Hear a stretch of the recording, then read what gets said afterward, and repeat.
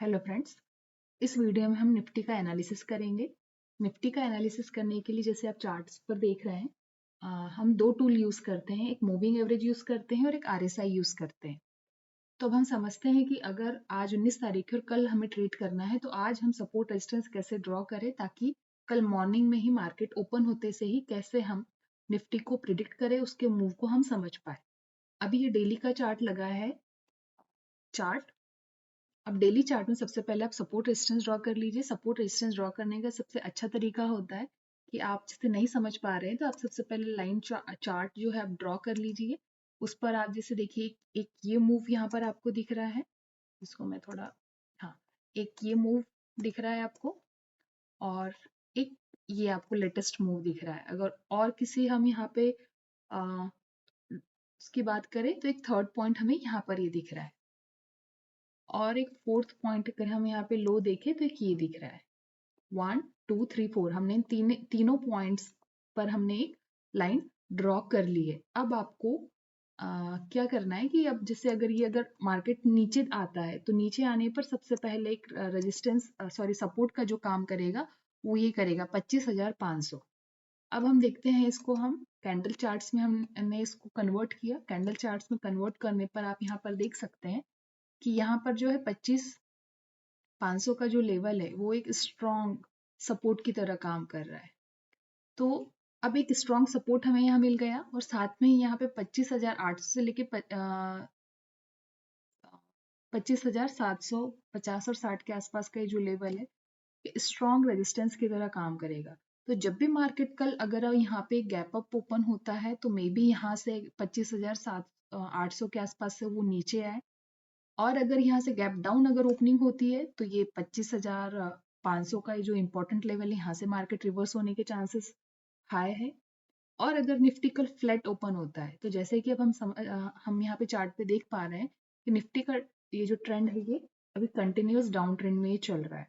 और आरएसआई की अगर हम हेल्प लेते हैं, आरएसआई एज अ टूल हम सिर्फ इसकी हेल्प लेते हैं, इसके बेस पर हम ट्रेड नहीं लेते हैं। तो अब यहाँ पर हम जो निफ्टी को देख रहे हैं कि कंटिन्यू 1 2 3 4 5 6 7 8 9 10 कंटिन्यू जो पिछले 10 दिनों से ये मार्केट जो है गिरा, लेकिन यहाँ पे पिछले कुछ दिनों से ये एक ही जोन में सस्टेन कर रहा है, वहीं पर ये ट्रेड कर रहा है, ये अपने जोन को ब्रेकआउट नहीं कर रहा है।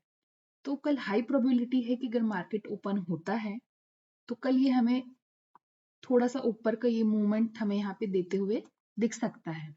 इसका रीजन ये है कि आप देखिए कंटिन्यू 12 13 14 16 और 19 जनवरी को कंटिन्यू इसकी जो विक्स है वो ऊपर की तरफ हमें क्लोज होते हुए दिख रही है। कहने का मतलब बायर और सेलर्स की अगर हम फाइट यहाँ देखते हैं तो इसमें जो बायर्स है मार्केट को ऊपर ले जाकर ही इसको शिफ्ट कर रहे हैं, ऊपर ले जाकर ही इस मार्केट में क्लोजिंग दे रहे हैं। यहाँ पर भी हम देखें तो एक लंबी सी विक बनी है। यहाँ पर ये तो इनडिसीजन का कैंडल हमें दिख रहा है कि, और साथ में अगर हम यहाँ पर देखें तो ये हमें एक डोजी टाइप का यहाँ पर हमें मिल रहा है।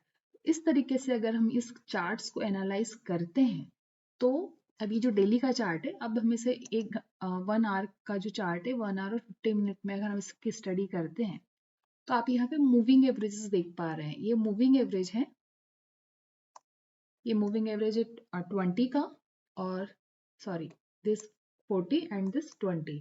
तो ये 40 और 20 का जो मूविंग एवरेज है सपोर्ट और रेजिस्टेंस की तरह बहुत अच्छे से ये काम करता है।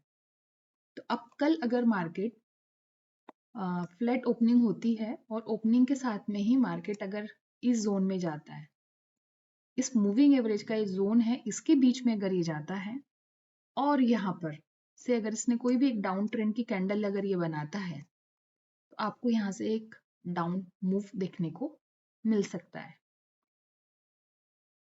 तो इसीलिए जब भी अगर आप बाय साइड में अगर कोई ट्रेड कर रहे हैं तो आप स्कैल्पिंग 10 से 15 पॉइंट के लिए करिए।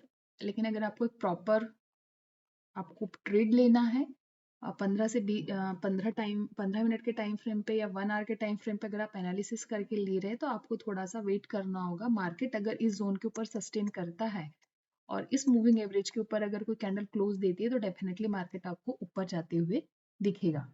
तो आप कल जब चार्ट ओपन करेंगे, निफ्टी का आप ट्रेड लेंगे, तो मैंने आज जो एनालिसिस आपको बताया है, इस एनालिसिस को आप कल जरूर अप्लाई करिए, ध्यान में रखिए, और उस तरीके से अगर आप ट्रेड करेंगे तो डेफिनेटली आपको एक लर्निंग पर्पज से काफी कुछ सीखने को भी मिलेगा। और ये जो स्ट्रैटेजी है निफ्टी में, जब भी हम काम करते हैं तो स्ट्रैटेजी पे निफ्टी ट्रेड नहीं करती है।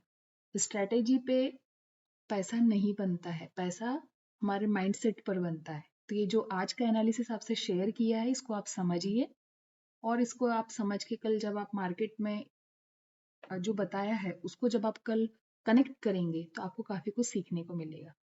आई होप कि ये वीडियो आपको समझ में आया होगा। निफ्टी से रिलेटेड कोई भी एनालिसिस आप और डीप चाहते हो और कोई स्ट्रेटेजीज चाहते हैं तो आपको डेली एक वीडियो निफ्टी के एनालिसिस के ऊपर आपको मिलेगा। और आपकी और कोई एनालिसिस आप और किसी तरीके का अगर आप कुछ इंफॉर्मेशन चाहते हैं तो आप मुझे